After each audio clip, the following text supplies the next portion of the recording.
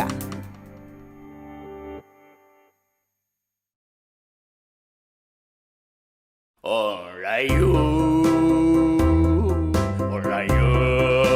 Erdiaroaz geroztik, baian baika intzindareki eta betidanik sustatzen du euskara eta ingelesa online ikastea. Baian bai online, sistema de masa, ikasten duzulako zeure kasa. Flipatxo! Kakingarria! Irakurri duzu? Ordu esan! Hau bai bifa du. Aragia, literal. Ze ona! Irizpidea duzulako, giroan zabiltzalako, berria, zuk badakizulako.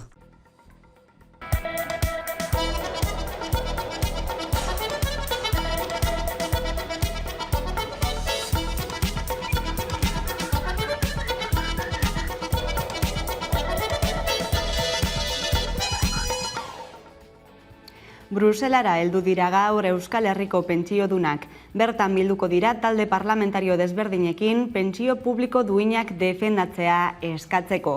Kezkatuta agertu dira Espainiako pentsioen erreforma eta Europako funtsen baldintzak negoziatzen ari diren honetan, eta beren ahotsa inoiz baino garrantzitsuagoa dela iritzi diote. Hainbat mobilizazio egingo dituzte hurrengo egunetan, eta esan bezala gaur Bruselan izango dira pentsio publikoen murrizketak salatzeko. Beraien ustez, pentsio plan pribatuak sustatzen ari baitira. Jon Fano pentsiodunen mugimenduko bozeramailea.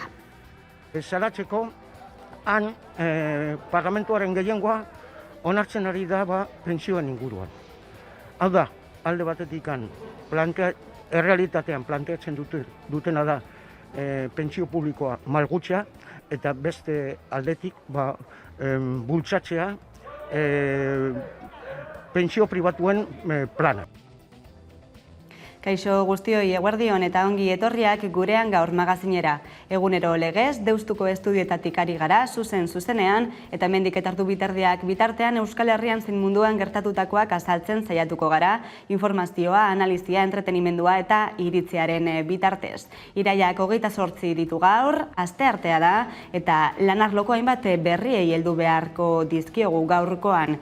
Izan ere, ITP Aereo 1.700 milioi eurogatik estaltzeko akordioa izenpetu dute Rolls-Roycek eta Bain taldeak. ITP Aeroren salmenta sektorearen etorkizuna bermatzeko abia puntu ona dela dio Jaurlaritzak. Arantzia Tapia, sailburua. ITPren salmenta, Rollsek saldu dio Bain funtsari eta beste pare bat akzio dunei. Eta esan beharra dago, hasierako puntu bezala, ondo dagoela. Hau da, hasierako puntu bezala, beti ere pentsatuz, ITPren etorkizuna, planta honen eta enpresaren etorkizuna. Zergatikan, kontsideratu behar dugu ITP garrantzitsua dela bakarrikanez, estrategikoa dela sektore honetan.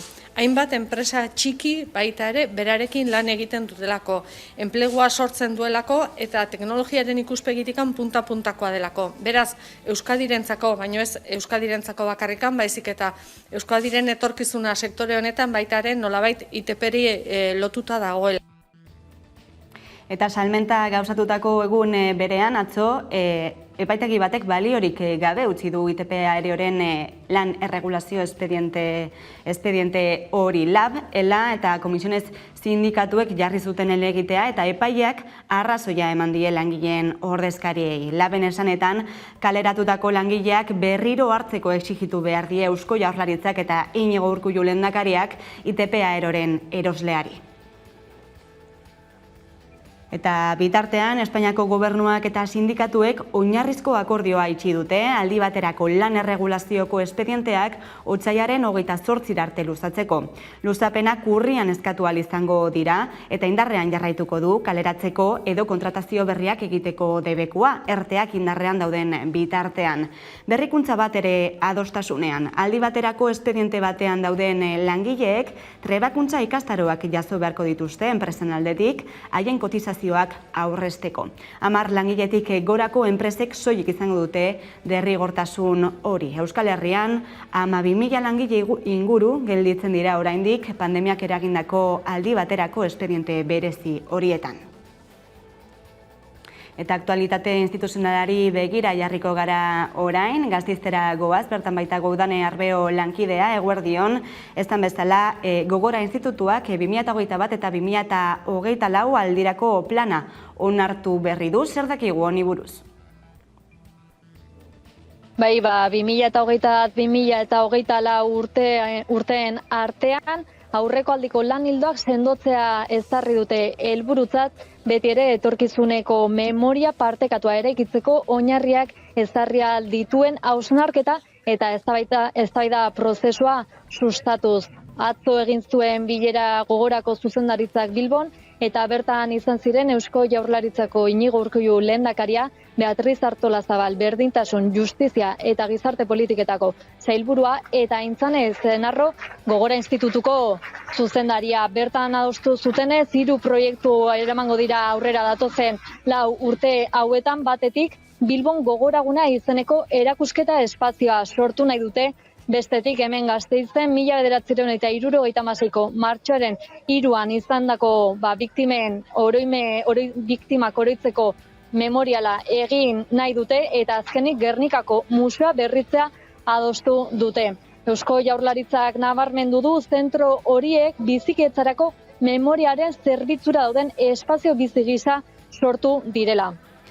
Bestalde, Udane, ostiralerako aurreikusten da, espetxeen eskumena leku aldatzea, Gernikako estatutuetan jasota dagoen hori, eta atarian Euskadiko espetxeen langileen lan baldintzak bermatzeko akordioa lortu dute azkenean bai Jaurlaritzak eta sindikatuek. Bai, ostiral honetan esan duzu bezala, espetxeen eskumena jaso aurretik, Jaurlaritzak kartzeletako langileen baldintzak zehazteko akordioa itxi du AKI PUGT sindikatuarekin, baina gehiengo sindikala konbentzitu gabe eta akordio hori itxita, lanaldi eta ordutegiekin zerikusia duten lan baldintzek eta antzinatasun ataleko hobekuntzek 2 urtez iraungo dute. AKI PUGTek espetxetako langileak Euskal Administraziora pasatzeko baldintzei buruzko proposamena sinatu du. Aldiz, sektoreko gehiengo sindikala adostasun horretatik kanpo geratu da. Negoziazio mailan eserita zeuden ELA eta Komisiones Obreras sindikatuek ez baitute onartu Jaurlaritzak egineko proposamena. Hitzarmenak plantillaren baldintza orokorrei eusten die 2023aren amaiera arte. 2 urte espetxeetako lanpostuak negoziatzen eta zehazten jarraitzeko. Horren kudeaketa datorren ostiralean urriaren batean Euskal Administrazioak egingo du. Oro har, lanaldiari eta ordutegiei dagokion enez, baldintza 2 urtez mantenduko ditugu, hobekuntza batzuekin. Halaber, sindikatuak adierazi du sinaturiko dokumentua ez dela negoziazioaren amaiera, lan baldintzak ezartzeko hasiera baizik. Ildo horretan berdintasun, justizia eta gizarte politiketako sailak iragarri du lanaldiak eta ordutegiak berdinak izaten jarraituko dutela. Soldatei dagokienez ere oro har berdin segituko dutela jakinarazi du eta beharrezkoa den kasuetan erkidegoko administrazio publikoaren gutxiengoko baldintzetara egokituko direla eta horrek zenbait langileri soldata igoera bat ekarriko diela. Gainera, administrazio berriarekiko parekatze horrek langileen antzinatasunaren arloan ere zenbait aldaketa positibo eragingo dituela nabarmendu du Jaurlaritzak besteak beste. Beste gai batzuei helduta, Udane, atzo izan zen turismoaren nazioarteko eguna eta biharamunean aurreko udako turismo datuen berri izan dugu. Zeintzuk dira datu horiek? Turismo datuek 2019ko udaren antzeko mailekin gainditu dituzte. Aurreikuspenak Javier Hurtado Turismo, Merkataritza eta Kontsumoko sailburuak nabarmendu du 2019ko zifrak baino altuagoak lortu direla aurten sarreretan, gaualdietan eta batez besteko tarifetan. Sailburuak azaldu duenez, 3 joeratan bete dira uda aurretik eginiko aurreikuspen horiek eta lehenik eta behin naturako turismoak gorantz egin du. Pandemiaren ondorioz areagotu egin baita joera hau. Uda hasieran plantatzen zen bigarren premisaren arabera, atzerriko bisitarien beherakada nabarmena izan da, halaxe argitu du Javier Hurtado sailburua kasu honetan ere, eta 3. premisaren arabera udak 2020ko zifra genditu ditu, 2019ko zifretara iritsi gabe. Tras conocer los datos de turismo de agosto, podemos afirmar que el verano en Euskadi ha superado las previsiones en turismo. Contamos con cifras superiores a agosto de 2019, en entradas, pernoctaciones y tarifas medias. Nik uste Eskerrik asko Udane Arbeo Gasteizetik. Mi esker. Eta bestelako gaiei helduta atzo ospatu zen 13/13 auziaren azken auzi hori urriaren 29 arte behintzat, eta auzi horretan psikologoek sinesgarritasuna eman diete bai Saioa Agirreren eta bai Naia Zurriarainen tortura testigantzei. Istanbulgo protokoloa aplikatu zitzaien tortura testigantzen egiaztasuna aztertzeko ezartzen dena, eta sinesgarritasuna eman diete esan bezala. Adierazi dute protokoloaren arabera 10 adierazleak sendoak izan zirela bien kasuan, eta hurrengo auzi saioa esan bezala urriaren 29an egingo dutela adierazi du Angela Murillo epaileak. Azaroaren 3 eta 4 ere deitu dute auzi saioetara, eta espero da orduan ematea epaiketaren ondorioak eta alde bakoitzaren argudioak. Eta indarkeria matxista gau ere hizpide, ertzaintzak baieztatu du ikerketa bat abiarazi duela, emakume batek talde bortxaketa salatu duela, eta Bilbon emakumearen salaketaren arabera joan den ostiralean zenbait gizonezkok drogatu eta bortxatu egin zuten. Zenbait informazioen arabera emakumeak ez zuen ondo gogoratzen gertaera, baina sakelako telefonoan aurkitu dituen irudietan ustezko bortxatzaileak agertzen dira. Ertzaintzak ez du auziari buruzko informazio gehiago eman, ikerketa abian duelako. Eta bestalde Nafarroako auzitegiko bigarren atalak bigarren aldiz absolbitu egin du 14 urteko alaba ordea bortxatzea egotzi zioten gizona. Auzitegian egindako deklarazioan neskatuak errugabetzat jo zuen aita ordea, eta esan zuen aita ordea sofan mozkortuta eta lo zegoen artean neskatua bera izan zela aita ordearekin sexu harremanak izan zituena. Neskatua haurdun gelditu zen eta erditu egin zen. Deneak probek egiaztatu zuten aita ordeak utzi zuela haurdun. Eta feminismoaz ari garela, 4. nazioarteko konferentzia marxista feminista bueltan da pandemiaren urtean, bertan bera gelditu ostean, azaroaren 11an, 12an eta 13an ospatuko da, baina hori bai aurten online, internet bidez izango da. Nazioarteko konferentziaren antolatzaileetako bat dugu pantailaren beste aldean, Jule Goikoetzea, eguerdion ongi etorri. Eguerdion, mi esker. Zer prestatu duzue edizio berri honetarako? Bueno, esan moduan lehenik eta behin hori online izango da dana, orduan edonork parte hartu ahal izango du, entzule moduan. Eta, bueno, alde batetikan bi zutabe orokor dauzka edo izango ditu konferentziak, azaroaren 11, 12 eta 13an egingo da. Eta alde batetikan edukiko ditugu, bueno, munduan oso ezagunak diren teoriko feministak, beraien obratan jorratutako, bueno, arazo desberdinen inguruan, bai? Balioaren teoria, estatua, erreprodukzio soziala, sexualizazioa, arrazializazioa eta abar, baina gero bestetik egongo dira panelak, eta paneletan banakakoak eta kolektiboak egongo dira, beraz, zentzu honetan konferentzia honek edo gehiengoak, parte hartuko duen gehiengoak dauka profil mistoa, alegia akademiatik edo unibertsitatetik datoz, baina militanteak ere badira, edo aktivistak.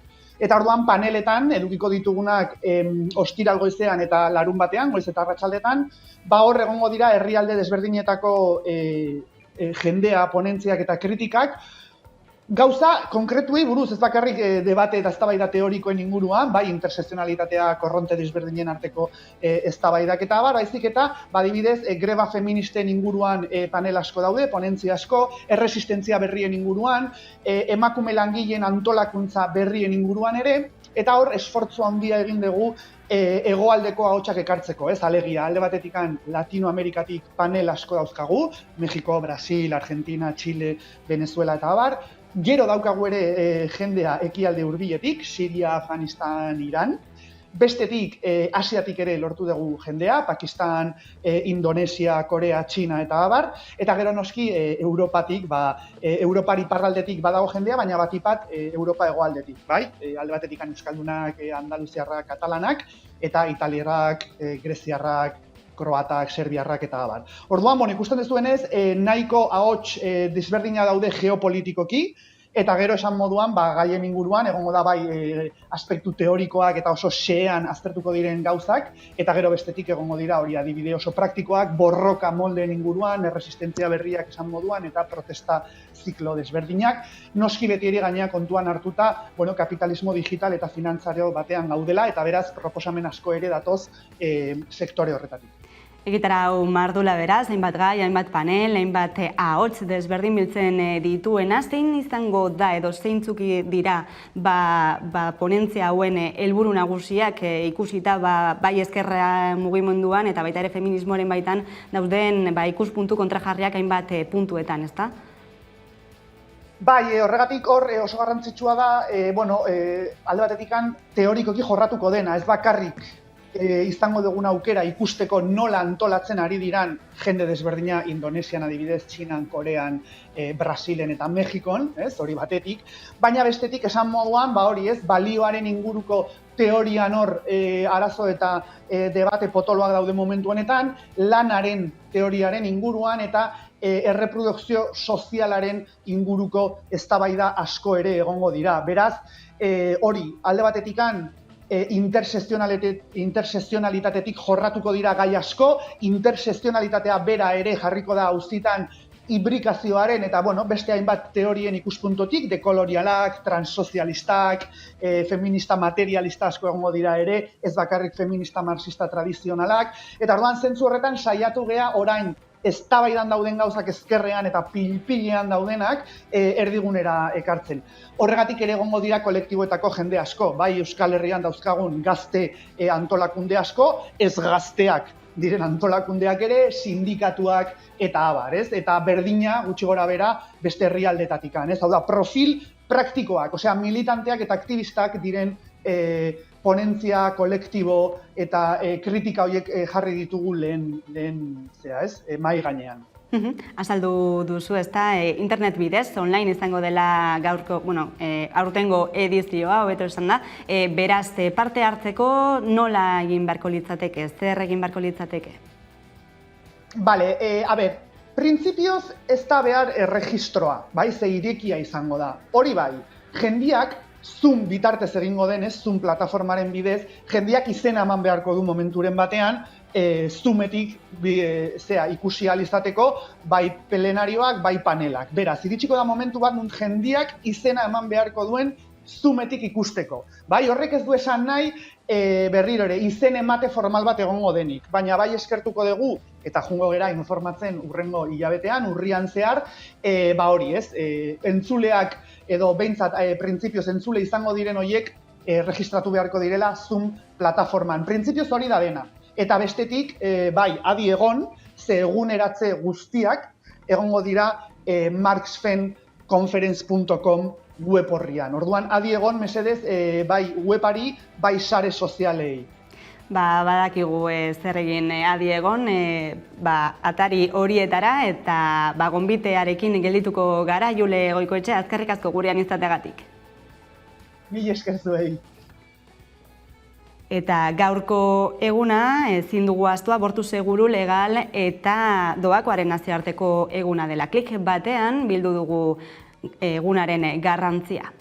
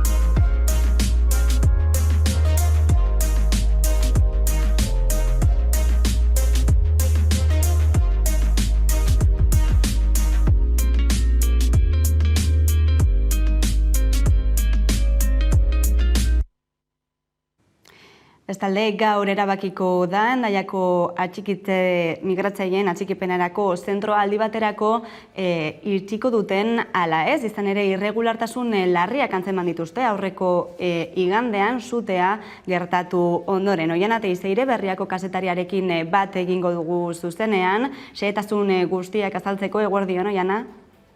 Eguerdion, bai, zoi ere. Esan dakoa, Hendaiako atxikitze zentroan sutea gertatu zen aurreko igandean, zu zentro horretan egondako pertsona batekin hitz egiteko aukera izan duzu, zer da kontatu dizuna?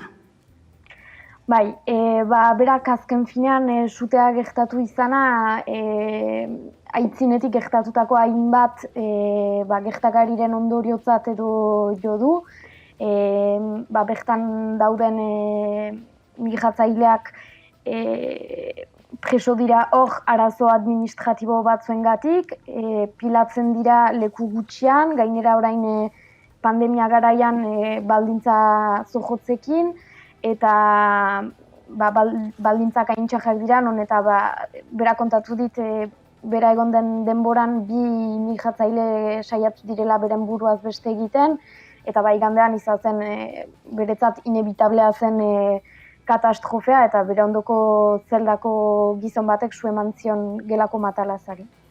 Esan duzu, ez da, azken finean zentro hauetan bizi diren migratzaileen baldintzak oso txarrak dira, pilatuta bizi direla, eta azken finean zergaitik daude horrez, esan duzu baita ere, administrazio kontu bate dela, baina preso daude.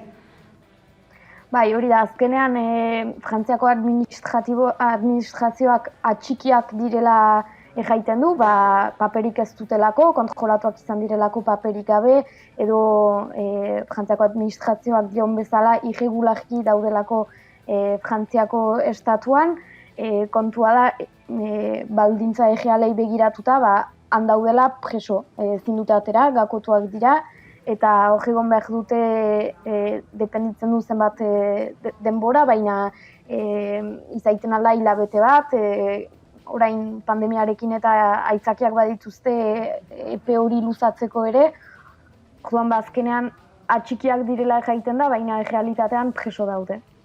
Eta sutearen arira, azaleratu dira zentro hauetan dauden irregulartasunak, ez da? Adibidez, sutearekin lotuta, alarmak ere zuela jo, edota protokoloa etzela ez da ere aplikatu. Zuk hitz egin duzun pertsona orain beste zentro batera eraman dute, baina azken finean erroko arazoa berdina izaten jarraitzen du. Bai, kontua da, berak bizi izan duela leku aldatze hori edo nolabait Hendaiako atxikitze zentroko egoera edo gordetzeko balentria edo jukutria bat bezala. Berak dio sutea gertatu arte lagun gehiegi zeudela zentroan, protokoloak ez zirela errespetatuak, higiene mailan arazoak bat zirela, zikina zela zentroa, gainera hori alarmak ez zuela funtzionatu, ateratzeko lagialdietako atea ere itxea zela, eta azkenan leku aldatu dituzte sutea gertatu eta biegunetara Hendaiako zentroan ziren migratzaile gehienak, beste leku batzuetara eraman dituzte, eta berak uste du izan dela nolabait ezkutatzeko Hendaiako zentroko egiazko baldintzak nolakoak diren. Eta zuke jaiten duzuna, arazoak berdina izaiten jaitzen du, azkenean beste zentro batean dira, baina preso daude beti, eta beren egoera administratiboa konpontzen saiatzeko edo baliabiderik ez dute. Oiana Teizeire, eskerrik asko egoera honen berri emateagatik, hurrengora arte. Mil esker zuei. Eta egoera epidemiologikoari dagokionean berri honak izan ere kutsatze maila aski apaldu da. 90% jaitsi da birusaren zirkulazioa, uztailean izandako gorakadaren ostean. Lakuako eta Iruñeko gobernuek 2000 COVID kasu inguru jakinarazi dituzte azken bi asteetan, udako olatuak goia jo zuenean, baino 90% gutxiago da hori. 12 urtetik gorako biztanleriaren ia osoa 80% txertatuta, agertokia berandu baino lehen aldatzeko aukera ematen du. Esaterako Ipar Euskal Herriko lehen hezkuntzako haurrek ez dute musukoa eraman beharko astelehenetik aurrera. Eta bestalde, Lakuako Osasun Sailburuak atzo esan zuenez, birusa beste aldaera batekin edo beste egoera batekin harritzen ez bada, laster normaltasun egoera lor daiteke. Gotxone Zagarduren hitzak Euskadi Irratian. Amaiera, badakigu pandemia mundu osoan zeharreko pandemia dela, eta orduan bukatuta dagoela esateko ez dugu Euskadiri bakarri begiratu beharko, orokorrean begiratu beharko dugu, baina baikorranaz Euskadi nontze deko guzan datuak aukinde, hemen gure inguruan behintzat beste modu batez bizi ahal izateko gertu gauzela. Era berean, Nafarroan kutsatzeak ere egonkor daude, 25 positibo antzeman dira azken orduetan, eta azpimarratu beharrekoa, atzo ez zen ospitaleraturik izan, ez da heriotzarik ere. Gauza horrela, neurriak arintzea agindu du Maria Txibite presidenteak. Hoy podemos decir que estamos muy cerca de esa normalidad que todos esperamos. Y en este contexto podemos anunciar que en la próxima orden foral se van a dejar sin efecto la totalidad de las restricciones derivadas de la COVID-19.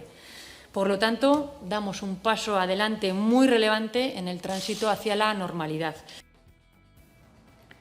Eta nazioartean, erregaiaren sektoreko krisiak ezin egona sortzen jarraitzen du Erresuma Batuan. Herritarrak oldean atera dira errepidera, depositoa betetzeko gasolindegi baten bila. Ez dirudi erraza ordea gasolindegiak usten ari baitira pixkanaka, bai erregaia bertara eramango duten gidari eskaziagatik eta gasolinari gabe gelditzeko beldurrak eskaera izugarri altxatu duelako. Gobernu Britainiarra hasi da arazoari aurre egiteko neurriak hartzen eta armadako kamioi gidariak prestatzeko agindua eman du. Eta kultura arloan dantzaldia abenduaren 5 arte luzatuko da aurten. Bilboko nazioarteko dantza jaialdiaren 22. edizioa da, eta 12 dantza ikuskizun eskainiko ditu Bilboko eta inguruko hainbat aretotan. Ikeraginagak emango ditu xehetasunak. Eta jarraian itzuliko gara, Maialen Iriarte Euskal Herria Bilduko bozeramailea legebiltzarrean elkarrizketatzeko. Orain arte. Abenduaren 5 arte luzatuko da jada martxan den aurtengo dantzaldia. Bilboko nazioarteko dantza jaialdiaren 22. edizioak 5 dantza sari nazional bildu ditu 2021ko aldi honetan, eta 12 dantza ikuskizun eskainiko ditu Bilboko eta inguruko hainbat aretotan. La Fundición aretoak antolatuta, uneko dantza garaikideko pieza onenak biltzen saiatzen da dantzaldia, eta aurten ere ez dio hutsik egingo publikoari. Irailaren 23an abiatu eta abenduaren 5 arte ospatuko da jaialdia, La Fundición aretoan, Guggenheim museoan, Azkuna zentroan, Rekalde aretoan, Zabalgune eraikinean eta aurten aurrenekoz Bilbotik kanpo ere, Barakaldoko antzokian. Kalitate handiko lanak bildu dituztela nabarmendu dute antolatzaileek, eta besteak beste, 2020 urtean dantza sari nazional eskuratutako 2 artistek osatuko dute kartela. Batetik, sorkuntza modalitatean saria irabazitako Jesus Carmonak, eta bestetik interpretazio atalean saria lortutako Iratxe Ansa dantzari gipuzkoarrak. Haiekin batera, La Intrusa artista gasteiztarra, Sharon Friedman, Frantix Dance Company taldea edota Daniel Abreu eta Dazil González dantzariak izango dira datozen asteetan dantzaldian. Gainera, jarduera osagarriak egongo direla azaldu dute antolatzaileek.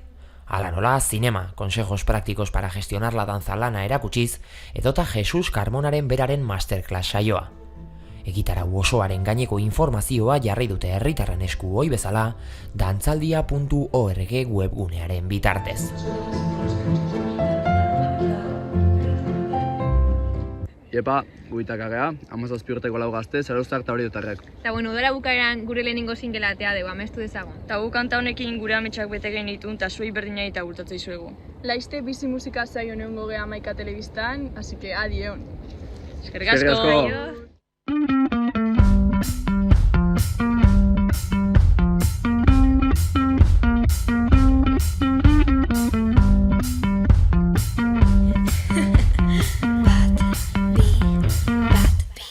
Gaurko eguna besteen berdina izango da, mundu aldatzeko gogorik gabe.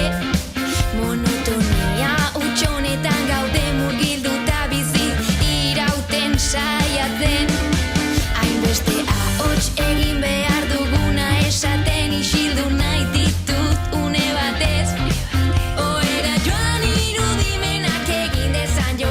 ametxetan bakarrikan gera aske, amestu dezan.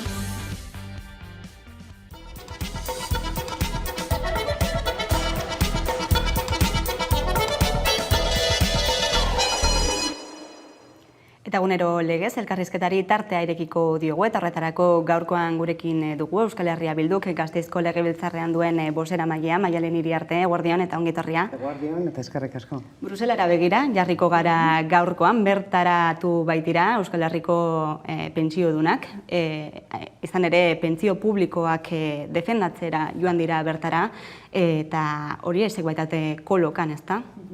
Bueno, nik abiatzeko esango nuke Euskal pentsio sistema propio baten aldarrikapena egin behar dugula, ezta? Eta guk hemen landu behar dugula arlo hori, garrantzitsua iruditzen zait. Beste hausnarketa bat sortzen zaidana da, pentsioez hitz egiten dugunean, hau da, pentsiodunek ez dute opari bat jasotzen, guk ez dugu opari bat jasoko, ez da opari bat.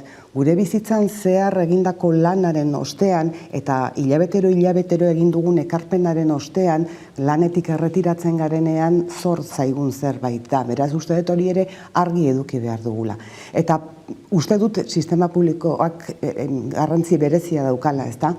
Ikusi dugulako beste arlotan ere privatizazioak zer nolako beherapenak ekarri dituzten arlo guztietan. Eta gainera zein aberasten diran, eta kasu honetan ere, finantza entitateen bitartez eta egin daitezkeen mugimendu horietan guztietan zein aberastuko diran eta zeinek ez duen jasoko dagokiona argi ikusten da.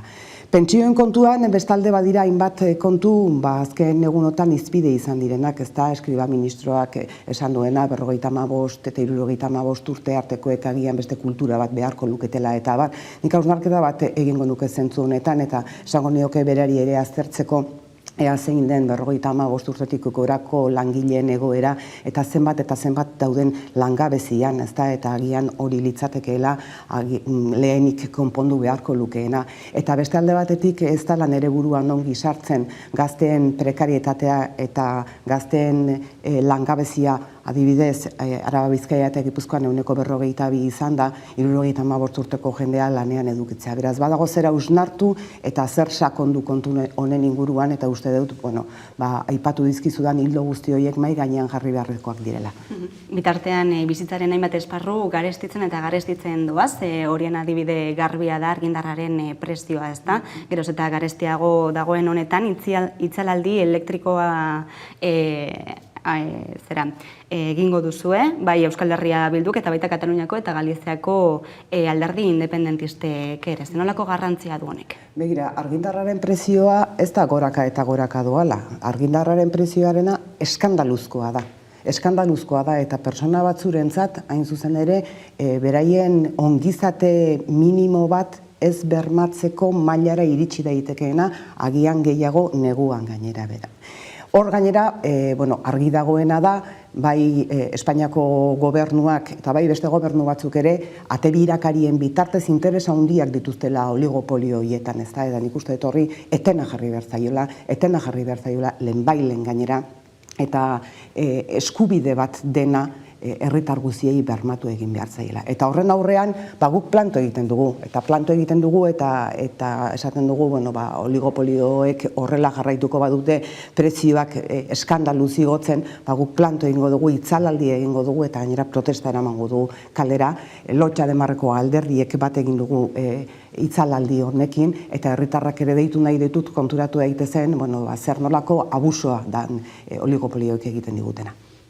Komentatu dugu bizitzaren garestitze orokorra eta baita ere enpleguarekin lotuta hainbat gatazka daudela azken aldian, hainbat pertsonek enplegua galtzen ari direla pandemiaren eraginez edo pandemiak azaleratutako krisiaren eraginez, hortxe daude adibidez Tubacexen lan gatazka, Mercedes eta autogintzak pairatzen ari duen krisia baita ere, ITP-rekin orain badirudi akordio batera heldu dela Jaurlaritza. Egoera honen guztiaren aurrean zein nolako jarrera hartu beharko lukete erakunde publikoek eta Jaurlaritzak? Zu gauza bat esan dezu, niri interesatzen zait azpimarratzea, ez da pandemiaren eraginez. Ez dakit pandemiaren eraginez edo pandemiaren aitzakian esan beharko genukeen kasu batzuetan, ez da? Oro har, eta ITP aipatu didazu zehazki, baina ITP-ra etorri baino lehenago esango nukena da, Tubacexen kasuan eta abarretan ikusi dugu Jaurlaritza batez ere patronalaren alboan jarri dela eta langileen alboan jarri beharrean patronalen interesei egin diela hemen, ezta? Eta nik zentzu horretan uste dut, Jaurlaritzak beste paper bat jokatu zezakeela. Eta ITP-ren kasuan, ikusi egin beharko da ITP-rekin zer gertatzen da, ze gaur aipatzen da, abia puntua ez dela txarra, baina nik uste dut oraindik ere gauza asko daudela horrera erabakitzeko, eta ikusi egin beharko da, benetan Eusko Jaurlaritzak baduen aukera nolabait parte hartzeko, ezta? Egia da, joan den larun batean, Urkullu lehendakariak nolabaiteko, kolpea eman zuela mahai gainean, ez dakit zan ikusi zuelako, nolabaiteko arriskua zegoela akordio hori aurrera ateratzeko, edo zan nolabait Jaurlaritzak erakutsi behar duelako industriaren alde, euskal industriaren alde egiten duela, ezta? Edo zein kasutan euskal industriaren errotzeari dagokionez hitz egiten balin badugu, Euskaltel da agian lehenik burura datorki dana, ezta?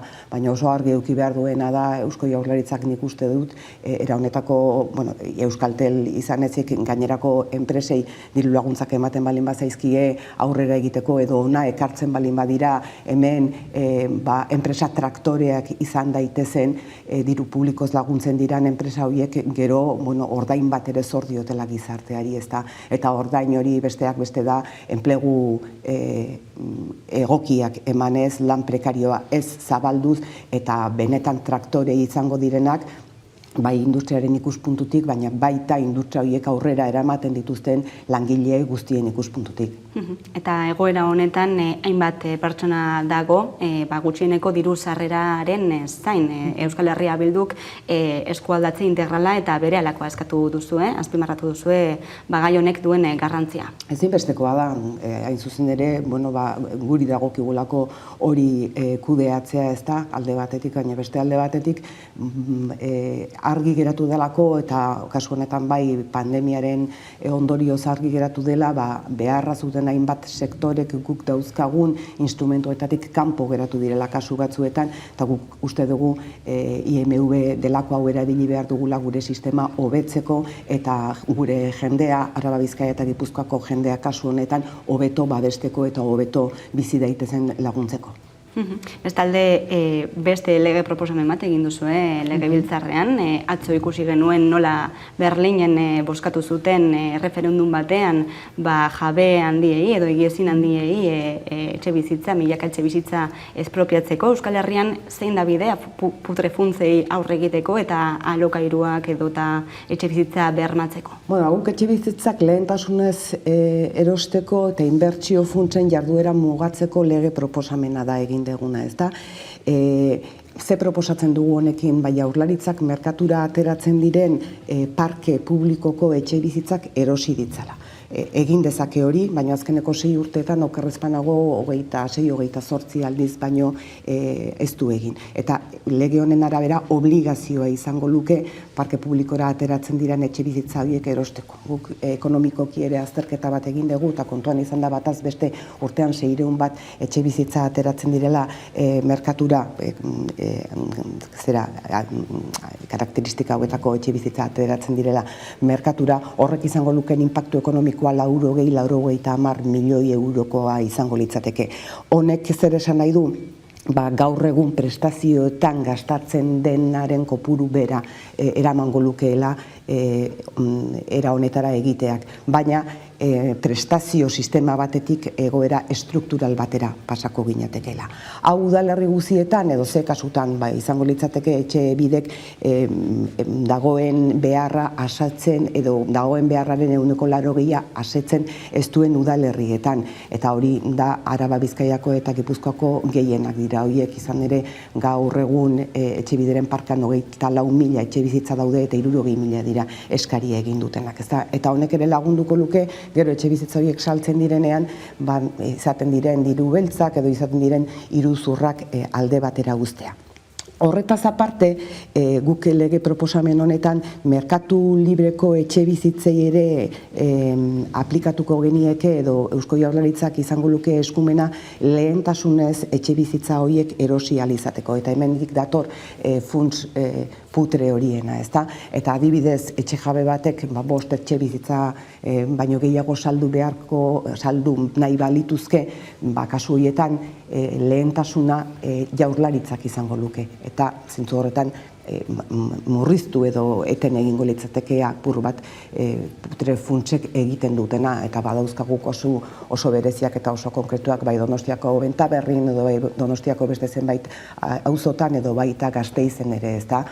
500 etxe bizitza baino gehiago erosi diren kasuak Donostian, 600 baino gehiago funts putreen eskutan, horiek guztiak Jaurlaritzaren esku geratu izan balira, gaur egun dauden beharren 6% babestuta legoke, ez? Beraz, uste dugu urrats garrantzitsu bat izan daitekeela.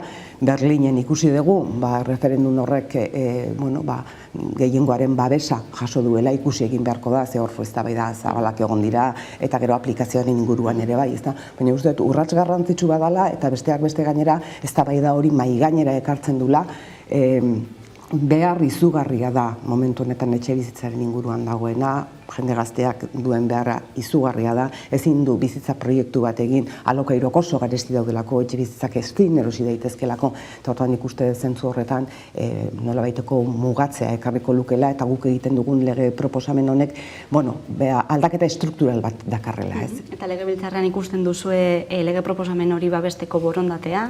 Guk proposamena egin dugu, uste dugu zentzuzko proposamen bat dela, Jaurlaritzak egin dezaken zerbait dela, esaten dizudan bezala prestazio sistema batetatik egiturazko eskema batera pasako ginatekeela, eta emango litzaiokeela nolabaiteko irtenbidea gaur daukagun arazoari. Jaurlaritzako kidei galdetu beharko diozu. Bestalde, autogobernua hitz egiten ari da asko, azken aldean, Andoni Ortuzar horri buruz hitz egin zuen, Iñigo Urkullu lehendakariak baita ere, alderdi egunean, zein puntutan gaude legebiltzarrean gai honen inguruan? Begira, legebiltzarrean gaude, oinarri eta printzipioen akordio bat babestu genuela Eusko Alderdi Jeltzaleak, Euskal Herria Bilduk eta zati batean Elkarrekin Podemosek, eta horrek esan nahi du bere garaian parlamentu hartako gehiengo oso handi batek babestu genuela, eta hauteskundeak egin ostean oraindik ere babes hori askoz ere handiagoa dela, ezta? Eta hortan jasotzen dena dela Euskal Herria nazio bat dela, erabakitzeko eskubidea duela, estatuarekin beste harreman bat behar duela berdinetik berdinerakoa, eta hori gauzatu izateko blindaje sistema bat behar duela. Orain dela egun gutxi aurkeztu du Jaurlaritzak berak higadure isile izena duen liburu bat Gernikako estatutuak jasan dituen urraketen inguruan, ezta? Eta hori irakurrita argi eta garbi ikusten da duela 40 urte babestu zen edo onartu zen hark ere gaur egun ez duela haren antzik ere, ezta? Beraz, beste harreman mota bat behar dugula. Eta nola ikusten dudan hortik aurrera, badaukagula aukera horretan aurrera egiteko, baina gero alderdi egunean esandako mezuak entzuten balin baditut, zalantza daukat ezer egin nahi duen Eusko Alderdi Jeltzaleak. Batetik erabakitzeko eskubideaz gutxi hitz egiten dute, eta gutxi hitz egiten dute, esaten dut, besteak beste bertan egiko partaideak erabakitzeko eskubideaz, independentziaz hitz egin zuelako, baina gero, beste termino batzutan ere entzun genuelako zer egin behar zan aurrerantzean, ez da autogobernu justu bat, eta era honetako definizio oso ambiguak iruditzen zaizkidanak, ez da? Orduan, erabaki beharko du Euskal Herri Jeltzaleak zer egin nahi duen, txapuza bat egin nahi duen, edo benetan herri honi bide bat eman nahi dion etorkizunean eta etorkizuneara begira dituen erronkei erantzun ahal izateko ala ez. Hori galdetuko genizun izan ere EAJaren adierazpen horietan autodeterminazio eskubidea ez zen agertu, eta gero baita ere PSeren jarrera irmoa ikusita, ez dakitzen bide hartuko lukeen estatus berri horrek, edo desberdintasunik legoke aurrekoetan gaia mai gaineratu denarekin. Bueno, begira, urte hauetan esan diran gauzak kontuan izan da, ezberdintasunak gaude. Hau da, 2015 Urkullu lehendakariak hitzartu zuen galdeketa bat egongo zela, eta beranduago esan zuen 2020 urterako uste zuela erabakitzeko eskubidea gauzatzeko moduan egongo ginatekeela, ez da.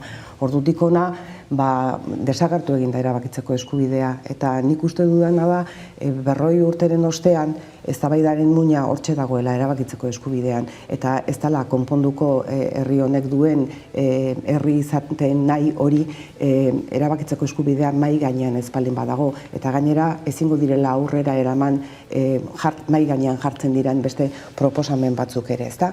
Alderdi sozialistari dagokionez, bueno, alderdi sozialista gutxiengo bat da legebiltzar honetan, eta politika orokorreko plenuan neronek, eta baita PNVek esandakoaren aritik esango dut, gutxiengo batek ezin diola printzipioz inposatu gehiengo bati, eta beraz herri honen gehiengoari, herritarren gehiengoari zeinek izan behar duen bidea, baina nik uste dut aspirazionalki ere guk bide hori urratu nahi dugunok herri honi eskaini behar diogula bide hori, eta etorriko da Pako beherapenarekin, baina ez zaera zu joango Pakoren gana beherapena egina, ez da? Orduan uste dut herri honen gehiengoak bere etorkizuna erabakitzeko eskubidea nahi duela, esan duela behin eta berriro, eta guk herri hautetsiek herritarrek erantzun behar diegula, herritarren gehiengoari kasu honetan.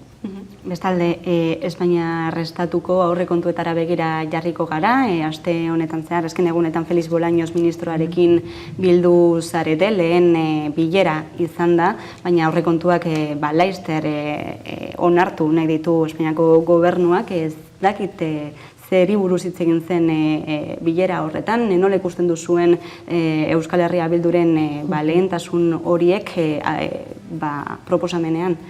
Bilera hartan argi eta garbi esan genuen marragorririk etzala egongo, baina txekezuririk etzala egongo. Eta gaur Mertxe Aizpurak berriro errepikatu du, txekezuririk ez dela egongo. Eta badaudela Euskal Herria Bildurekin hartutako konpromiso batzuk bete egin behar direnak. Ze konpromisoak betetzeko dira. Nik ez dakit jendeak ze uste duen, baina konpromiso bat hartzen baldin bada, eta sinatzen baldin bada, bete egin behar da. Eta lan erreformaren inguruko akordio hura zan hain zuzen ere sinatu genuena, eta hori bete egin beharko da. Eta esan da bezala gu zabalik gaude, elkarrizketatan jarraituko dugu, Bolañosekin elkartu aurretik elkarrizketa gehiago izan dira, gaia mamitzeko eta aztertzeko aukera izan dugu eta izango dugu, baina ez dezatela pentsatu hau doainik, danik. Egiten diran akordioak betetzeko dira, eta betetzen ez baldin badira, norberak ikusiko du orduan zer egin nahi duen eta nola egin nahi duen aurrera aurrekontuekin. Lan reforma hori indargabetzeko adostasuna aipatu duzu, duela urtebete adostu zenutena aurreko aurrekontuetan. Noski urte baten ondoren eta datorren aurrekontuetara begira, horrek sinergarritasuna kentzen dio Espainiako gobernuari edo kolokan jartzen du egindako adostasunen indarra? Errepikatuko dizut, akordio bat sinatzen denean betetzeko izaten da. Euskal Herria Bilduk sinatzen duena bete egiten du. Esaten duena egiten du eta egiten duena esaten du. Eta aurrez aurre ditugunei gauza bertsua eskatzen diegu. Esaten dutena betetzea. Akordio bat sinatu genuen, garrantzitsua dena herri honentzako, eta eskatzen dieguna da betetzea. Eta esan bezala, gure urratsak emateko modua, orain artekoa bezala izango da, baina txekezuririk gabe. Beste adostasun horietako batzuk dira Gernikako estatutuan hitzartutakoak, ezta? Espetxe eskumena badirudi azkenean helduko dela Eusko Jaurlaritzaren eskuetara, ostiral honetan, zenolako aldaketak ekarri beharko lituzke? Bueno, guk zentzu horretan, behin eta berriro esan dugu, guk badauzkagula 100 proposamen, ez da, hain zuzen ere, kartzeletan dagoen bizitza kartzelak izan behar duen funtzio hori hobetzeko, ez da? Eta iruditzen zaiguna da, edozein preso bere etxetik gertu egon behar duela, eta zentzu horretan, betiko apelazio bat, ez da, euskal presoak ere Euskal Herriko kartzeletan egon behar dutela, baina kartzelak berak ere izan behar dula gizartean txertatzeko eta urrats bat aurrera emateko balio behar duen instituzio bat, ez du izan behar zulo bat non eta ez dakit erabateko hibernazioan dauden pertsonak. Pertsona presoek ere eskubideak dituzte eta eskubideoik bermatu behar zaizkie eta aukerak eman behar zaizkie berriro ere gizartean daudenean eta kartzela zigorra amaitzen denean bizitza normala egin ahal izateko eta gero badaude aukerak kartzelan aurrera egin ahal izateko, permisoak lortu ahal izateko, graduetan gora egin ahal izateko, eta uste dut kartzela politika gizatiarrago bat egin behar dela preso guztientzat. Espetxetaz ari garela, Iruñeko espetxera goaz, bertan eman baitzuten duela egun batzuk Maixabel filma, presoen aurrean, eta Eduardo Santosek adierazi duenez, justizia restauratiboa da mahai gainean jartzen duena filmak, zer duzu esateko horri buruz? Bueno, begira, nik uste dute herri honek bizi izan duen biolentziaren inguruan egiten diran eta ematen diran urrats guztiak baliogarriak direla, ezta? Edozein kasutan osatzen dute edo dira puzle baten pieza bat, eta puzle horren pieza horrek osatuko du, hain zuzen ere herri honetan gertatutako guztiaren zati bat, eta zentzu horretan zati guztiak mahai gainean izatea eta puzlea osoa egiteko aukera izatea garrantzitsua iruditzen zait. Hau da violentzia guztiak, hau da biktima guztiak, hau da biktima guztientzako aitortza eta eskaini behar zaien hori guztia, ezta? Orduan iruditzen zait, pieza bat gehiago dela eta puzle horren pieza guztiak osatu behar ditugula. Ildo horretan Eusko Jaurlaritzak bizikidetzarako plana aurkeztu berri du, Bizi Berri 2024, nola baloratzen duzu plan hori? Bueno, ez da lehenengo plana, hirugarren plana da aurkeztu duen hau, eta iruditzen zaidana da, berak egiten duen irakurketan, orain dela 3 plan gauden toki bertsuan uzten gaituela, ezta? Eta iruditzen zait elkarbizitzan eta bakean urratsak emateko, urratsak eman behar direla arlo guztietan eta violentzia guztiei begiratu behar zaiela. Plan honek azpimarra berezia egiten dio violentzia bati, baina beste violentzia batzuk ez ditu ez espezifikatzen, ez ditu zehazten, eta iruditzen zait, lehen esan dudan bezala, herri honek pairatu duela eta pairatzen duela oraindik bai erabateko eta besteko violentzia eta violentzia horiek guztiak gainditu eta elkarbizitza bide bat egiteko gai izan behar duen plan bat eduki behar dugula mahai gainean eta gabezia handiak ikusten dizkiogu zentzu horretan udaberri plan horri. Gaiza datuta, hezkuntza arloak ere protagonismoa hartu du legebiltzarrean, azken aldian, itun berri baten premiaz aritu zarete, eta aurrerantzean edo aurrerago euskal lege propio baten beharraz, ezta? Zintzuk dira premia horien atzen dauden argudioak? Bueno, Euskal Herria Bilduk bere hausnarketa propioa egin du gai honen inguruan, ezta? Eta Euskal Eskola Publiko burujabe baterantzko bidea marraztu du, transiziorako bide bat, ikusita gaur egun, ze arazo estruktural dauzkan hezkuntzak eta euskal hezkuntza geldi edo geldoaldi batean dagoela, ezta? Izan jaiotze tasagatik, izan segregazioagatik, jatorriagatiko segregazioagatik edo arrazoi sozioekonomikoegatiko segregazioagatik. Eta iruditzen zaigu, urrats bat emateko garaia iritsi dela eta guk egin dugun plana Euskal Herri osorako plan bat da. Araba, Bizkaia eta Gipuzkoara etorrita eta egon daiteken akordio horren inguruan, gauza bere ikusten dugu, ezta? Egia dela, guretzat hezkuntza gizarte aurreratu eta gizarte kritiko eta gizarte inklusibo baterako ildo oso garrantzitsua dela, eta gu lanean aritzeko prest gaudela akordio baterako, ezta? Akordio horretarako iruditzen zait oso garrantzitsua izango dela hezkuntzan dauden eragile guztiekin elkarrizketa sakon bat, elkarrizketa pausatu bat ematea, alderdien arteko kontu bat bakarrik izan ez dedin iruditzen zaidalako, askoz ere harrera eta egokiagoa izango dugula, hain zuzen ere, eragile guztiek parte hartzen badute eta guztiak sentitzen baldin badute egiten den horren parte direla, parte garela, ezta? Orduan guk buru belarri lan egingo dugu horretan, ea lortzen dugun Araba, Bizkaia eta Gipuzkoarako lege on bat, eta ikasle kritikoak, ikasle hobeak eta jakituriaz jantziak izango direnak dauzkagun erronka hauei ongi aurre egin ahal izateko. Hezkuntzan dagoen beste erronketako bat da euskalduntzea, euskalduntze prozesu hori, eta euskaraz ari garela bi berri azken aldian, Espainiatik datozenak, alde batetik PSOEk uko egin diola euskararen eta hizkuntzako ofizialen erabilerari kongresuan, eta bestetik baita ere hautsakarrotu dituen ikusentzunezko lege proiektu horrek, euskarak ere at geldituko litzatekeena. Bai. Nik uste dut egoera larria dela euskararena, eta euskararen eragileek ere horrelaxe aipatu izan dute, azken denboratan behin eta berriro eta konpromiso baterako deia egin dute, eta nik uste dut konpromiso hori helduta elkarlanerako beharra ezinbestekoa dela momentu honetan bizi duen egoeragatik, eta gainera bizi duen egoera horri gehitu behar zaiolako azken garaietan euskara eta euskaraz bizi nahi dugunok sufritzen ditugun erasoak, ezta? Eta neurri batean lotsagabekeria bat ere bai, euskaraz hitz egin nahi dezulako edo euskaraz eskatzen dezulako edo dena delakoa.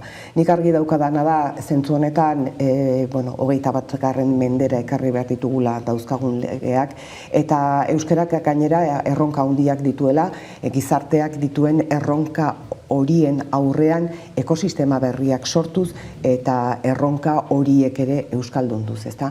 Eta ekosistema horien artean dago, ikusentzunezkoen arlo hori guztia, ezta? Eskolak eragina handia izaten du eta izan beharko luke gure ustez, eta horregatik guk inbertsio sistema bat da proposatzen duguna euskalduntzerako, baina argi dagoena da eskolak bakarrik ezin duela egin, eta eskolatik kanpora beste ekosistema batzuk eraiki behar ditugula, gure aurrek, gure herritarrek, kanpotik etortzen diren herritarrek eta euskararekin lehenengo aldiz topo egiten dutenek, beraien tabletan, beraien telefonoan, beraien egunerokoan euskara topatu dezaten, euskara aukera bezala topatu dezaten, eskubide batelako euskaraz jakitea, eta zentzu horretan iruditzen zaigu ekosistema horiek osatze aldera gauza asko aldatu behar direla zentzu horretan. Amaitzeko, gauza bati heldu nahiko genioke, eta hori da Carlos Garaikoetxeak EAko lehendakari ohiak azken aldian egindako adierazpenak Euskal Herria Bilduren egituratzearekin lotutakoak. Zer dekozu esateko horren aurrean? Lehenik eta behin esango dizut Carlos Garaikoetxea nik asko apreziatzen dudan pertsona bat dela, eta are gehiago esango dizut Euskal Herria Bildura etortzeko autua egin nunean, bere hitz oso atseginak eta oso animozkoak jaso nituela, ez da, nik aprezio handia diot Carlos Garaikoetxeari, berak gainera bere traiektoria politikoan egin duenagatik. Edozein kasutan, kongresu bat egin berria dugu, eta kongresu horretan geure buruari eta gure militantziak Euskal Herria Bildurentzat autu batzuk egin ditu eta autu batzuk babestu ditu. Orain dela 15 egun izango da, gure konferientzia politikoan, gure plan politikoa berretsi genuen, eta gehiengoz berretsi genuen, ezta? Beraz, militantziak, Euskal Herria Bilduko militantziak gehiengoz hautatu du Euskal Herria Bilduk datozen hilabete eta urteetan egingo duen bidea, eta nik Garaikoetxea lehendakariari esaten diodana da, bere indarra ere oso garrantzitsua dela, eta batu dadila bere indar guztiz proiektu hau bultzatzera. Maialen Iriarte, Euskal Herria Bilduko bozeramailea legebiltzarrean, eskerrik asko Hamaika Telebistarentzat tarte bat hartzeagatik. Mila esker zuei, eskerrik asko. Eta jarraian, solasaldiari atea irekiko diogu, gaurkoan Maialen Ferreira eta Carmelo Landarekin, orain arte.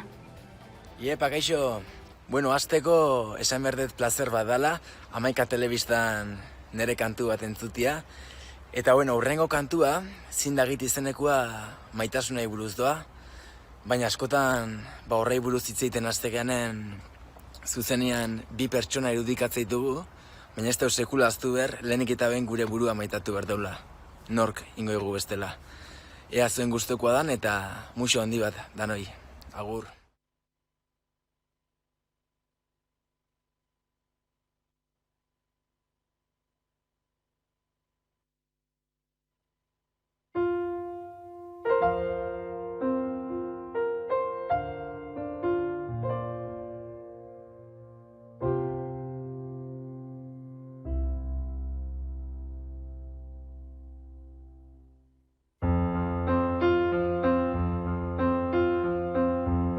zerua beltz ni geldi. Ez itzali esan ilargiari, zerua beltz zu geldi. Ez zaitez joan, egon zaitez geldi. Nire islan ezagun, behar luke, baina da ez ezagun. Atzak mugi lastan du, ni neu barna nahi nuke amildu.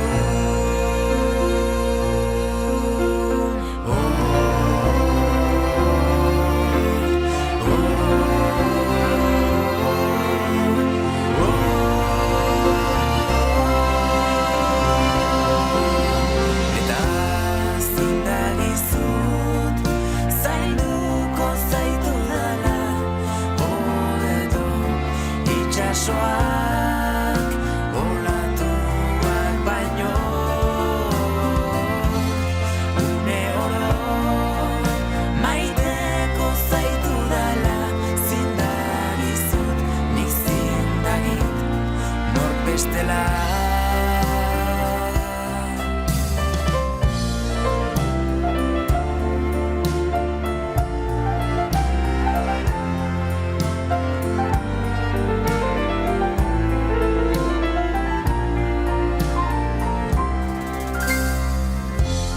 Ni nirekin danigan,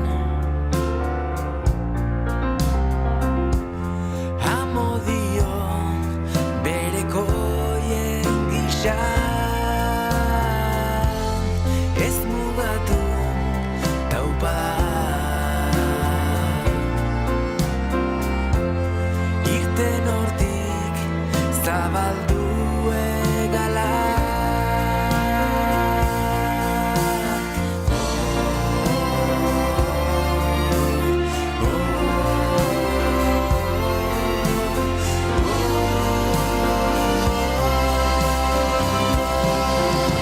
Eta zindagizut zainduko zaitu dala, hobeto eguzkiak ilargia baino.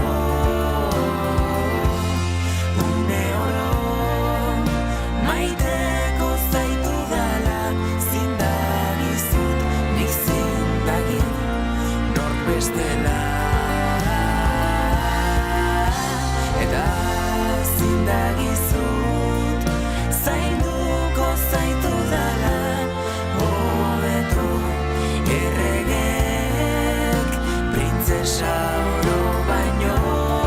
Argitan zein gauetan maiteko zaitu dala, zindagizut nik zindagit nork bestela. Lara, lara, lara, lara, lara, lara, yara, yara, lara, yara, lara, lara, yara, lara, lara, lara, lara, yara, yara, lara.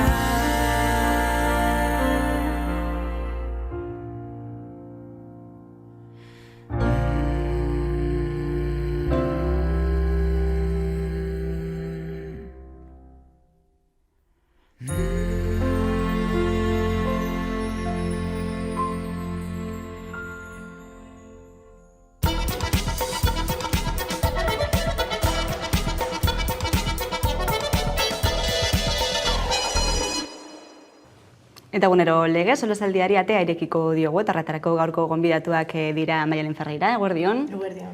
Eta Carmen Olanda, eguerdion. Eguerdion, bai.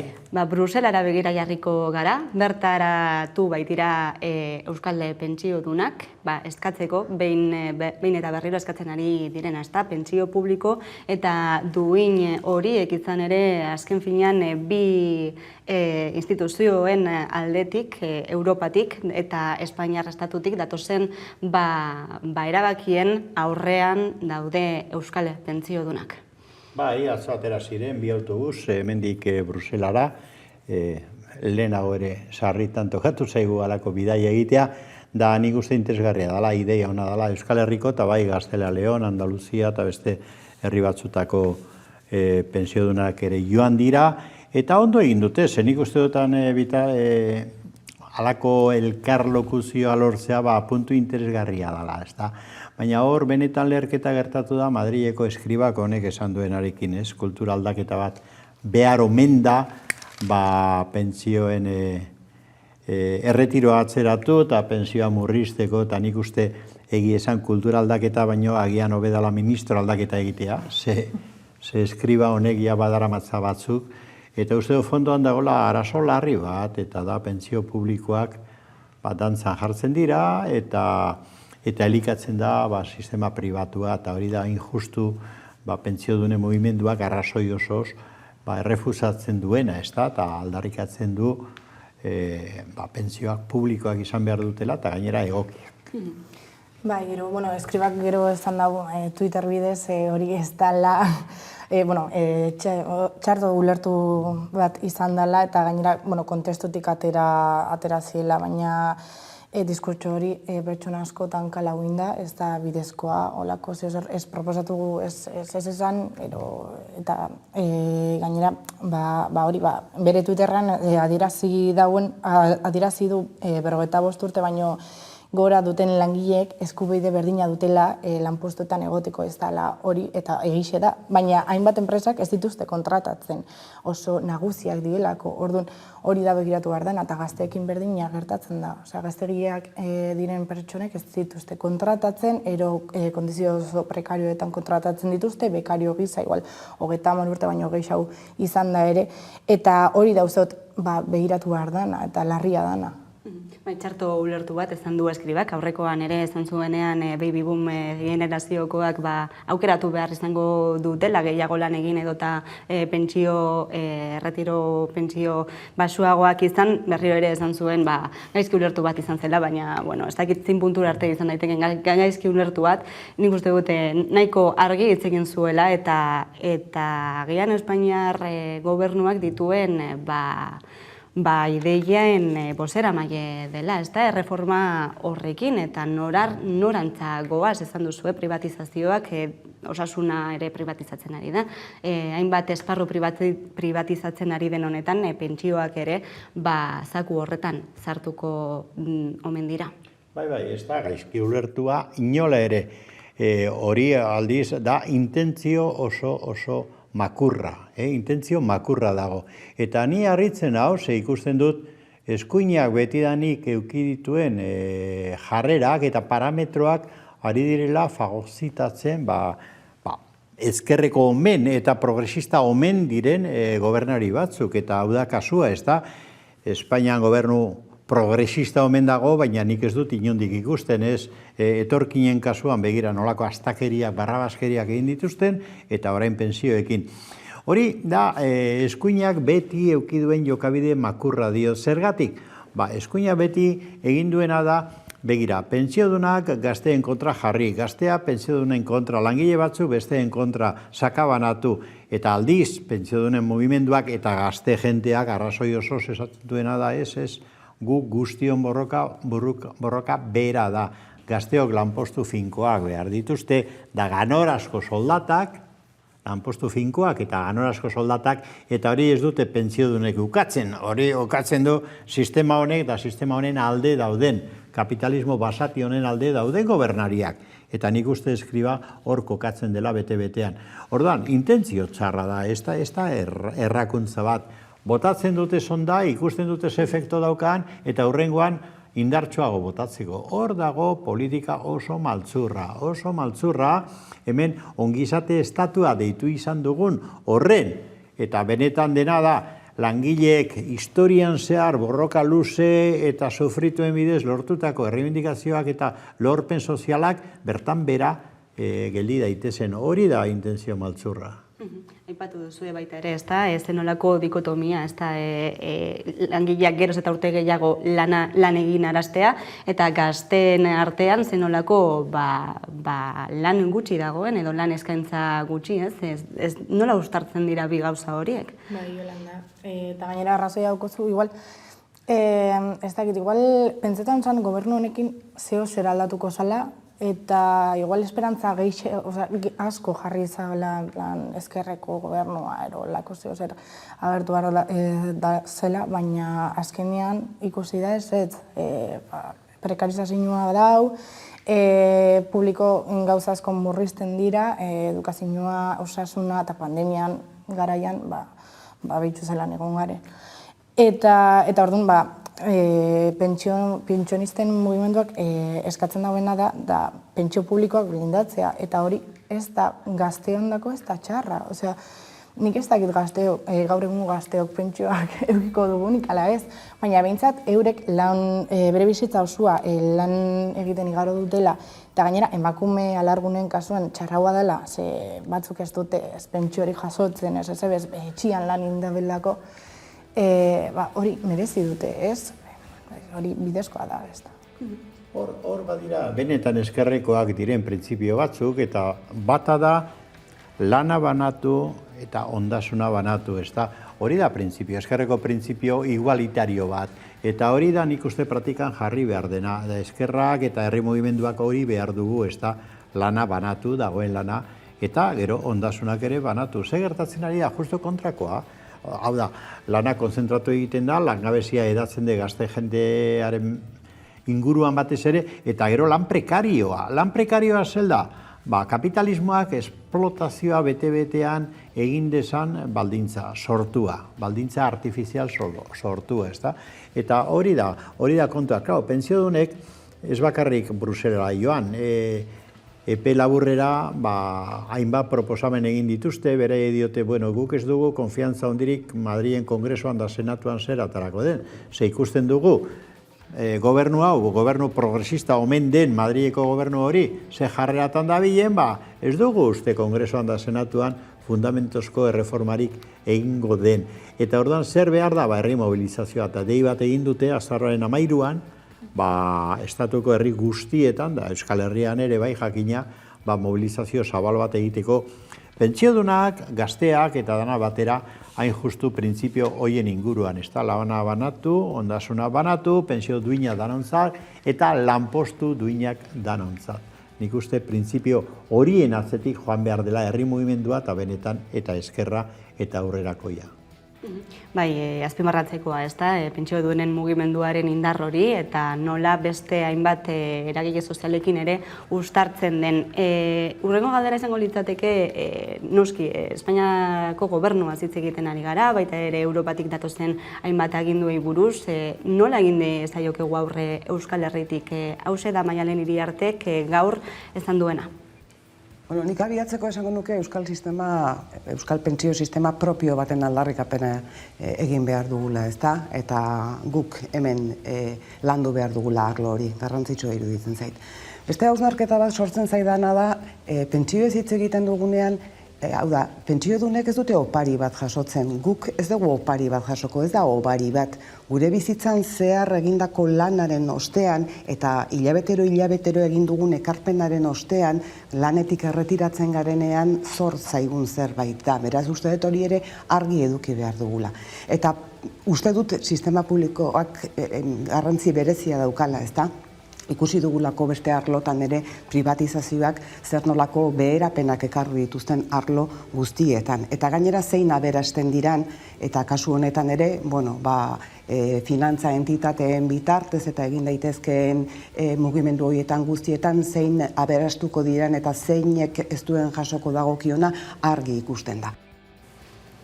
Hortze Maialen Iriarteren hitzak, esanez agian borroka baita ere beste hildo bat ireki beharko lukeela, ezta, eta euskal sistema pentsio publiko hori aldarrikatzekoa. Nola ikusten duzue? Bai, arrazoia dauko. Ez da opari bat. Da bere bizitza osoan egin duten lanagatik soldata moduko zer orduan oso garrantzitsua da agintariek hori ikustia eta horrelako zer bermatzia, baina interesak ez daz. Enpresak edo agintari batzuen interesak beste batzuk dira. Privatizazioa, aberastia, eurak aberastia eta gu bizitza bilatu gure gabuz.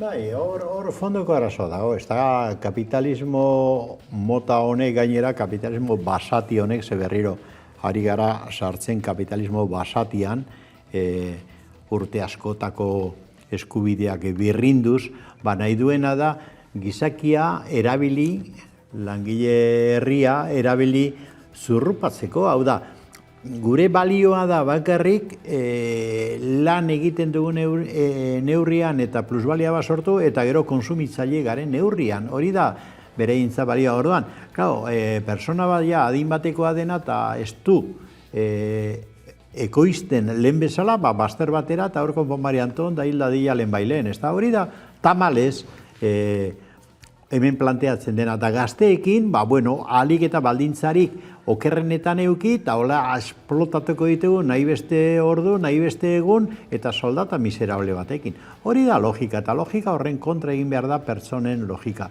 Nik uste behar dugula Euskal Herrian sistema propio bat, baina ez bakarrik pensioena. Egi esan, nik uste ez dugula hau bideratuko modu egokian Euskal Herrian estatu propio bat izan arte, hori da nire impresioa, ezta? Eta gero eta konbentzituago nago horrela izango dela. Gu behar dugu estatu propio bat antolatu, baina printzipio egokien hoietan oinarritua, eta ez kapitalismo basatia, basakapitalismoa. Gaur hitz egin da ITP-ren kasuaz, ez da uste beste eskandalu bat dela. Guk haude, guk inolako erabakirik hartu ezin da, eta mundu mailako enpresa ultrakapitalista zurrupatzaileen menpe gaude. Gure enpresak eginda desegin, langileak kalera bota nahi dutenean, halako baldintzatak ze pensio. Ez da bakarri pensioa da, bizi baldintzak aldatu behar ditugu, estatu propio bat izan da. Hori ezinbestekoa da. ITP-ren kasu hori nola egon dira hainbat egunetan zehar langileak itxarotenea zer gertatuko tezen beraien etorkizuna era batean edo bestera markatuko zukelako adostasun hori eta langileek ez zuten adostasun horretan ezer estanik, ez? Azkenean ere horri ere agerian gelditzen da nork agintzen duen eta nork ez. Gaizatatuko dugune baduzue, 13/13 auziari begira jarriko gara beste gai mardula, aste honetan zehar auziak aurrera jarraitu du eta atzo jakinarazi zuten tortura testigantza gogor horien horiei sinesgarritasuna eman zaiela. Beti dira lazgarriak, tortura salaketa horiek eta ez dakite zein puntura arte behar duten sinesgarritasun espresu hori, baina bada berria, ezta? Istanbulgoko protokoloaren arira, testigantza horiei sinesgarritasuna eman dietela. Nahia Zurrarain da saioa Agirre, horiek dira inkulpatu bi eta tortura salatu zituztenak, horien kasua da ikaragarria. Hemen Euskal Herrian ezagutu ditugu, baita tortura zeraildakoak ere, ez da? Eta baina, klaro, entzuten duzu zuzenean, hauek egin zuten bezala, eta euki behar da adorea hori egiteko, epaiketa batean eremu horretan, ez da? Eremu arrotz eta esango nuke etxaitu horretan halako deklarazio bat egiteko adorea behar da, adore guztiarekin egin zuten salaketa hori, ezin da zalantzan jarri, inolako duari gabe, ezin da zalantzan jarri, hori hola zen. Estatuak egiten du tortura eta gainera epaitu egiten ditu torturatuak, halako egoeran bizi gara, ez da, hau eskandaloa da, horregatik dionik, edo antolatzen dugu geure estatu propioa eta geure gizarte propioa, edo estatu horren barruan, egon bat edo bestea gobernuan, nik uste dut ez dagoela soluziorik. Gaur egun, auzi hau egitea ere, entzutegi nazionalan egiten ari den bezala, baina eskandalua da berez, ez da, eta nolako epaileak, eta nolako nolako testu inguruak, eta gainean nahi dituzte gartzelaratu, ikusiko dugu, baina nahi dituzte gartzelaratu, ordan, hau da absurdoaren absurdoa, jente torturatua, jente iraindua, jente zapaldua, eta gainera gartzelara eraman, ez da, epaitu ondoren, nik uste eskandalo maksimoa bizitzen ari gara. 2001 urtean, Aieteko konferentziaren 10 urtera, eta desegin zenetik hainbat urtera, guztiz anakronikoa den auzia, behin eta berriro errepikatu duguna hementxe, ez da, eta gainera tortura testigantza latz horiekin, ez dakit, ez da ere oihartzunik izan duten estatu mailan. Hori da, harritzekoa, ni adibidez, Espainia mailako kazetaria naiz, ero hangoko periodiko baten nintzen doldan, eta jende askok ez zekien hau gertatzen zala, eta hau gertatu zala, eta orduan, euren testigantzak ikusi arte eta ezatzen zaren, baina aldako zer, eta bai, eta guk igual Euskal Herrian badakigu, baina Espainia mailan halako gauzak ez dakitxe. Eta ez dakite, eta oso zaila da, hiltzia, halako diskurtsoak, halako egia eta pasadien gauzak. Eta hori biditxoak ikusita, eta hori irakurrita, eta esaten baina benetan, eta estatu demokratiko baten, eta bai, eta halan da. Azken finean, errelatoaren parte izan da, urte askotan, izilarazia baita ere, edota bigarren maila batean jarrita, ez? Eta horren adibide da, hori. Baina hor dago benetako trampa semantikoa, ez da, Maialenek ondo esan du, espresatu du, zalantza orain esan du, halako estatu demokratiko batean. Claro, baina eske demokratiko adjetiboa jartzeak ez du estatu bat demokratiko bihurtzen, hori da kontua. Orduan, Estatu Espainiar horrek ze sustrai dauka, zertan dago oinarritua, ze epaitegi, ze polizia, ze armada, ze jokabide, pues hori da kontua. Orduan, ari gara ikusten, frankismoan gauza izugarriak egiten ziren, da orain ere egiten dituzte gauza izugarriak. Eta itzakia izan daiteke garai batean eta beste garai batean Katalunian, ez daki zein, baina bardin dio, jokatzen dute horrela. Hau da, ez da jokabide demokratikoa. Da jokabide demokratikoa ez daukana ez da, estatu demokratikoa nahiz eta 1000 aldiz konstituzio batean hori jarri.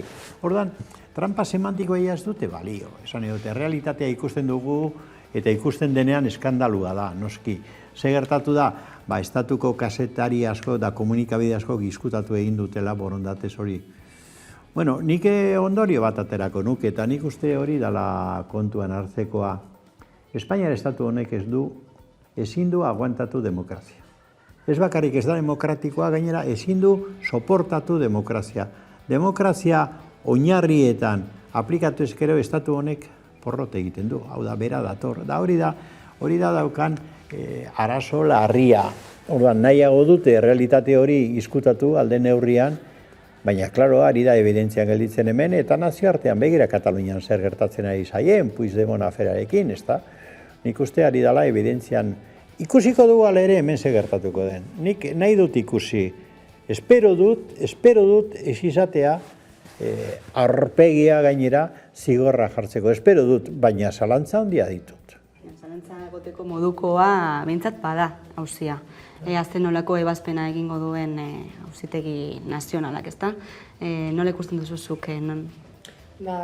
Hori da, egisa da. Ez dakigu zer gertatuko den, oso larria da, eta oso testigantza superlarriak izan dira. Eta gainera, ematen dau, ez da bela zinporta ze formak erabiltzen dira edo zelan da prozesua, ez? Eurek gure dabe pertsona hauek atxilotu. Ez da bentzuten zer gertatu zen, ez da bentzuten euren bertsinoa. Eta ez da inporta, era legal batean atxiloketa horrek lortzia. Eta hori ontxe pasetan da 2021 urtia. Eta harritzekoa da, ez da normala, baina. Hementxe utziko dugu gaurko solasaldea, ikusiko dugu zebeide egiten duen 13/13 auzi horrek, adi egongo gara eta ari jarraituko dugu hemendik ere. Eskerrik asko Maialen eta eskerrik asko Carmelo, beste behin gurean izategatik. Eta jarraian itzuliko gara eguneko albiste nagusia Carolina Suarez lankidaren eskutik. Tarte bat eta bueltan gara orain arte. Amu antzezlana bueltan da, oraingo honetan Hego Euskal Herrian hainbat ikuskizun eskainiko ditu irailaren 20an abiatuta. Hiru maitale, baina posiblea da jabetza, ohitura eta hezkuntza alde batera uztea? Nora joan gaitezke maitasunaren izenean?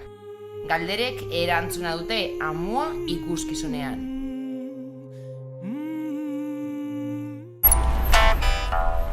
Flipatxo! Kakingarria! Irakurri duzu? Ordu esan! Hau bai pifatu! Aragia, literal. Ze ona! Irizpidea duzulako, giroan zabiltzalako, berria, zuk badakizulako. Urtebete baino gehiago daramazue guri heroi deitzen. Baina gauza bat jakin behar duzue, ez da horrela. Izan ere, askotan behea jotzen dugu, mundu guztiak bezala. Heroiak baino askoz gehiago zarete. Gizakiok gizatasunez jokatzeko boterea dugu. Eskerrik asko Osakidetzako profesionalei. Eskerrik asko gizatasunez jokatzeagatik. Eusko Jaurlaritza, Euskadi, auzolana.